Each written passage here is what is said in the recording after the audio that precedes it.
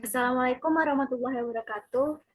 Hari ini kami akan mempresentasikan hasil diskusi kami yang berjudul ukuran penyebaran data, yaitu simpangan rata-rata, standar deviasi, jangkauan kuartil, dan jangkauan persentil. Pertama-tama perkenalkan saya Bunga Rifanisa Alzana dengan NIM 11220303, lalu dengan Saya Putri Delvia Hartita dengan NIM 11220304. Saya Apriliana dengan NIM 11220011. Saya Rahma Amalia dengan NIM 11220167.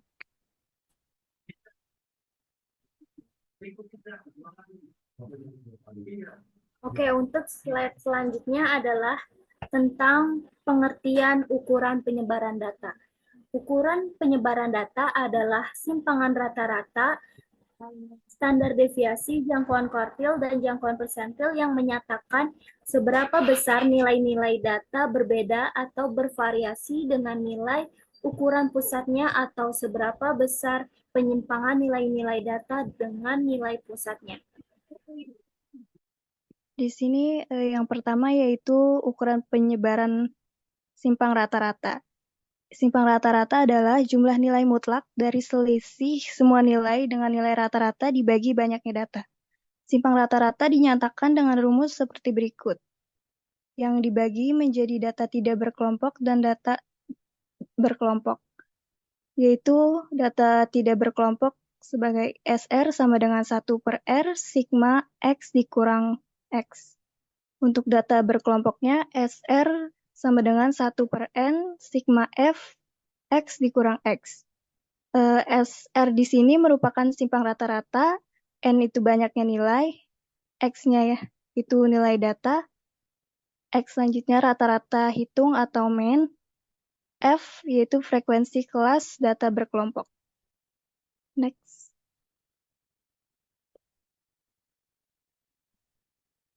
Di sini kita bisa melihat ada dua contoh soal dari simpang rata-rata ini. Yang pertama yaitu data tunggal. Di sini contoh soalnya yaitu diberikan data seperti berikut. 10, 12, 15, 18, 20. Hitunglah simpang rata-rata dari data berikut. Di sini cara penghitungannya yaitu SR sama dengan 10 dikurang 15. Nilai 15 itu merupakan nilai tengah dari data yang ada di sini, lalu ditambah 12 dikurang 15, ditambah 15 dikurang 15, ditambah 18 dikurang 15, ditambah 20 dikurang 15 per 5. Sama dengan 10 ditambah 3 ditambah 0 ditambah 3 ditambah 5 per 5 sama dengan 4,2. Selanjutnya yaitu data berkelompok. Di sini ada data berkelompok 21 per 25, 26, 30, 31, 35, 36, 40, 41, 45, dan juga ada interval dari data-data di samping. Lalu ada frekuensinya dengan jumlah frekuensi 30, lalu ada XI yaitu nilai tengah antara data 1 dan data 2. Lalu ada FIXI, yaitu frekuensi dikali dengan nilai tengah, dengan jumlahnya 915. Lalu ada XI dikurang X, dan selanjutnya ada FI, XI dikurang X, yaitu nilai FI dikali dengan nilai XI dikurang X. Di sini juga ada nilai X, yaitu jumlah nilai FI, XI dibagi jumlah nilai FI. Lalu nilai simpang rata-ratanya adalah jumlah nilai FI XI dikurang X, yaitu 145 dibagi FI, yaitu hasilnya 4,833.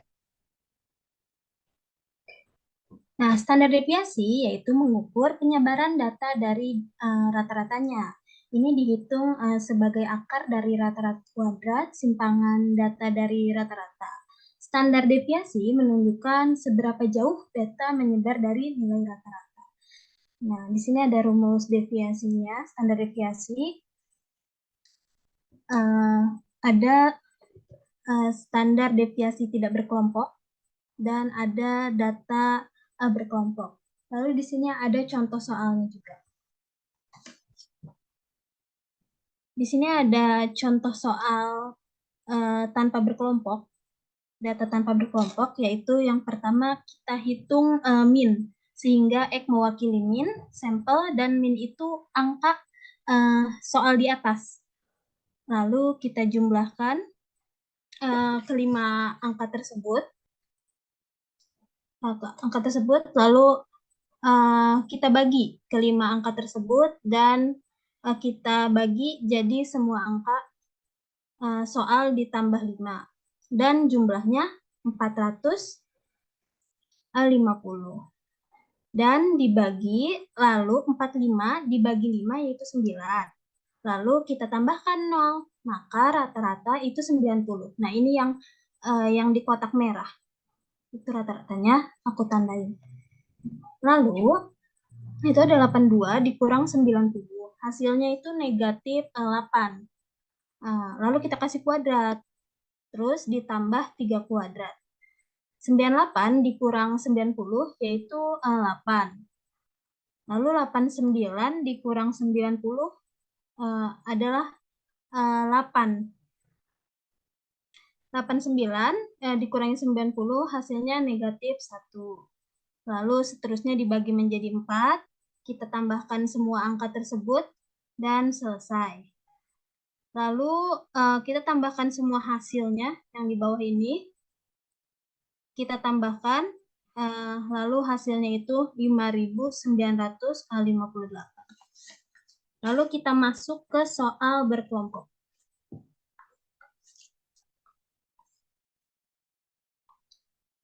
Di sini ada datanya, internalnya, lalu ada frekuensinya, nilai tengah. Di sini ada nilainya 44 min 8, lalu FI-nya ada 3, XI-nya 46, XI-nya itu 138, XI per X-nya itu min 13, XI min X-nya itu 169, FI XI min X pangkat 2 itu 570 dan seterusnya. Nah, di sini ada rumusnya, yaitu sigma FI, yaitu 2360 yang di bawah ini, yang FI XI itu ada hasilnya. Lalu kita bawahnya yaitu ada sigma FI yaitu 40. Nah, 2360 dibagi 40 yaitu hasilnya 59. Nah, ragam S yang disimbolkan S kuadrat yaitu 1 per M. Dikalikan dengan sigma FI, lalu dikalikan dengan sigma FI tadi, dikalikan juga dengan kuadrat XI dikurang X pangkat 2. Hasilnya 1 per 40, lalu dikalikan. Dan mendapatkan hasil dari FI XI yang tadi ini yang di atas, itu 1740. Lalu kita tambahkan hasil semua ini, dapat hasil 43,5. Mungkin cukup, seterusnya akan dijelaskan oleh pemateri selanjutnya.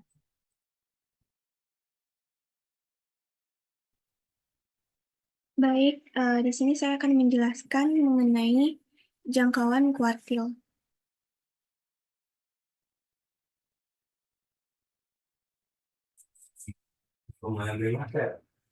Jangkauan kuartil adalah ukuran yang mengukur seberapa jauh kumpulan data tersebar dalam interval antara kuartil pertama, yaitu Q1, dan kuartil ketiga, yaitu Q4. Q3. Kuartil adalah nilai yang membagi data yang berurutan menjadi 4 bagian yang sama banyak. Karena data terbagi menjadi 4 bagian yang sama, artinya terdapat 3 nilai kuartil, yaitu kuartil bawah Q1, kuartil tengah Q2, dan kuartil atas Q3. Untuk rumus kuartil sebagai berikut. 1/2 dikali Q3 dikurang Q1.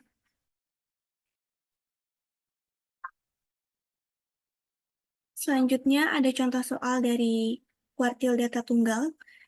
Di sini terdapat contoh soal data tunggal jangkauan kuartil dengan data 12, 13, 11, 6, 4, 9, 3, 7, 6, 5, dan 9. Pertanyaannya, hitunglah Q1, Q2, Q3, dan jangkauan kuartil dari data tersebut.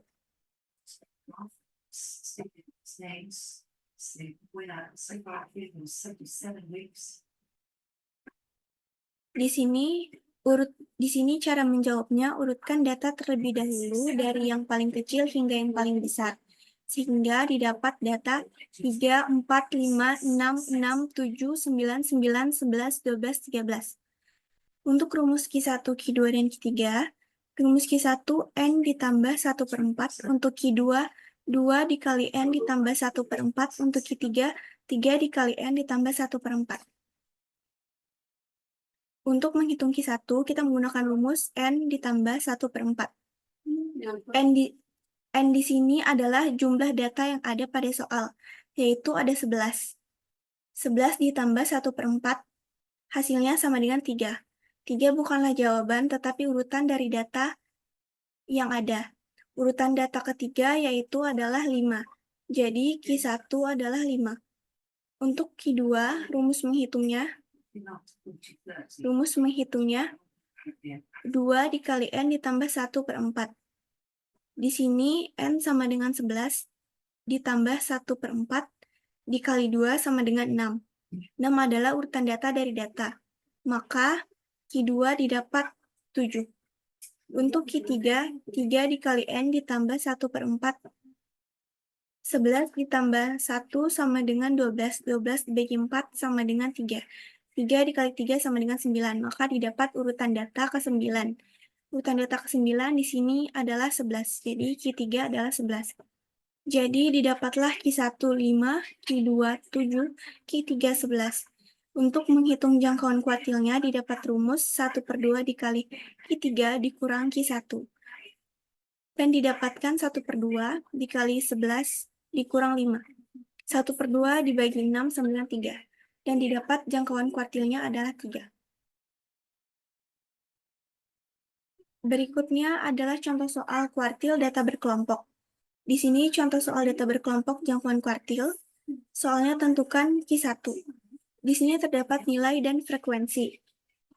Terdapat nilai 10 sampai 20, 21 sampai 31, 32 sampai 42, 43 sampai 53, 54 sampai 64, 65 sampai 75.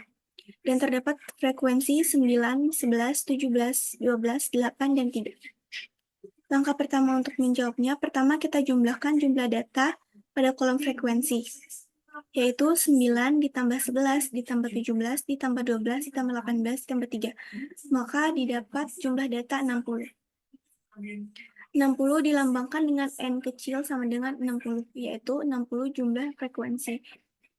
Lalu kita tambahkan kolom FK frekuensi kumulatif di samping kolom frekuensi.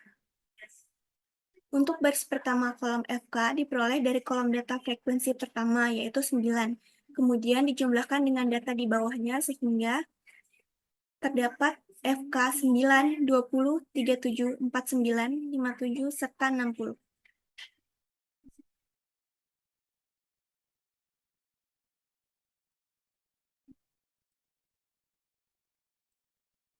Di sini, untuk menghitung data berkelompok, terdapat rumus letak Q1. Rumus Q1, 1/4 dikali N. Sama dengan 1/4 dikali N. N adalah jumlah frekuensi tadi, 60. Jadi N kita ganti dengan 60.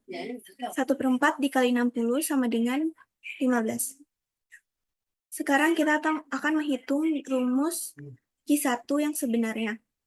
yaitu Q1 sama dengan TB ditambah 1/4 dikali N dikurang FK dibagi FQ dikali panjang kelas.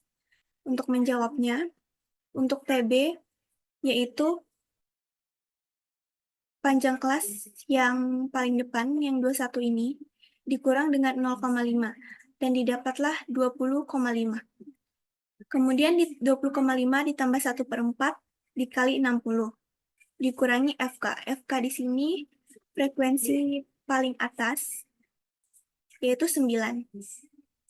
Dan dibagi FQ. FQ adalah frekuensi yang terdapat di dalam kotak merah ini, yaitu terdapat 11, dan dikali panjang kelas. Cara mendapatkan panjang kelas ini, contohnya kita ambil dari kolom 10 sampai 20. Dihitung dari 10.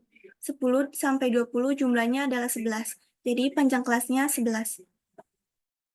Jadi 20,5 ditambah 1/4 dibagi 60 dikurang 9. 15 kurang 9 dibagi 11 dikali panjang kelas yaitu 11. Didapat 20,5 ditambah 15 dikurang 9 dikali 11 sama dengan 66, kemudian dibagi 11. Didapat 20,5 ditambah 6 sama dengan 26,5. Jadi didapat hasil dari data berkelompok Q1 adalah 26,5. Untuk selanjutnya adalah jangkauan persentil. Jangkauan persentil ini adalah ukuran letak data yang membagi data menjadi 100 bagian sama besar.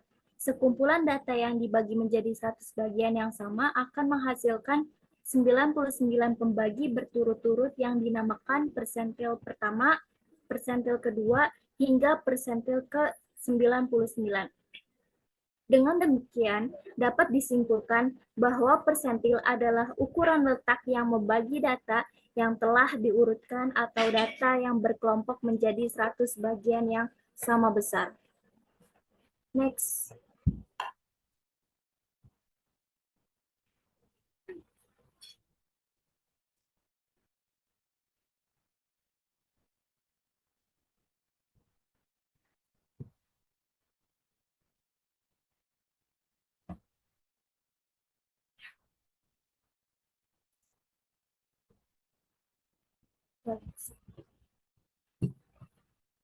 Untuk selanjutnya adalah contoh jangkauan persentil data tunggal. Diketahui sebuah deret data 9, 10, 11, 6, 8, 7, 7, 5, 4, 5. Tentukan persentil ke-75 dan persentil ke-30. Yang pertama adalah urutkan data menjadi urutan dari yang terkecil hingga terbesar seperti 4, 5, 5, 6, 7, 7, 8, 9, 10, 11. Lalu untuk selanjutnya langkah 2, cari persentil tunggal di atas berdasarkan rumus persentil tunggal, yaitu letak nilai persentil ke-75 di urutan data ke-75 atau buka kurung 10 tambah 1 per 10 yang hasilnya maka adalah 8,25. Jika P75 sama dengan X8 ditambah 0,25 buka kurung X9 dikurang X8 maka 9 tambah 0,25 buka kurung 10 kurang 9 hasilnya adalah 9,25. Jadi persentil ke-75 adalah 9,25. Letak nilai persentil ke-30 ini diurutkan dari data ke-30, yaitu 30 buka kurung 10 tambah 1 per 100, maka hasilnya 330 per 100 yang menjadi 3,3. Untuk P30 ini X3 ditambah 0,3 buka kurung X4 dikurang X3.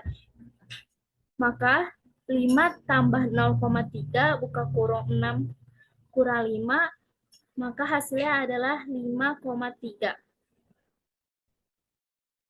Untuk rumusnya, yang jangkauan persentil data tunggal, yaitu data ke berapa, lalu I, N tambah 1/100. Untuk selanjutnya adalah jangkauan persentil data kelompok.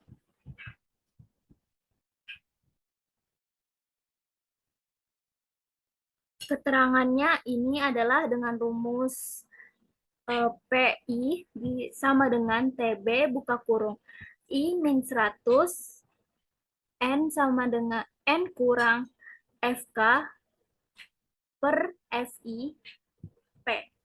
I ini maksudnya adalah bilangan bulat yang kurang dari 100, TB itu tepi bawah kelas persentil, N itu jumlah seluruh frekuensi, FK itu jumlah frekuensi sebelum kelas persentil, FI itu frekuensi kelas persentil P atau panjang kelas interval. Untuk selanjutnya adalah contoh soal jangkauan persentil data kelompok. Di sini yang terlihat tabel nilai yaitu dari 10 hingga 99. Dan F-nya ini adalah seperti ini, lalu untuk FK-nya sampai seperti ini. Contoh soalnya ini adalah persentil ke-20. Jadi letak P20 ini sama dengan 20/100 buka kurung N sama dengan 20/100 buka kurung 100 sama dengan 20. Maka P20-nya dengan rumus sambungan TB tambah 20/100 N dikurang FK per FP kali P. P20 sama dengan TB tambah 20/100 buka kurung N tutup kurung dikurang FK per FP kali P. Sama dengan TB-nya itu 39,5 ditambah 20 dikurang 12 per 15 kali 10. Sama dengan yang hasilnya adalah 39,5 tambah 8/15 kali 10. Lalu, maka hasilnya adalah 39,5 tambah 80/15. Yang hasilnya adalah 44,8. Untuk next selanjutnya adalah kesimpulan.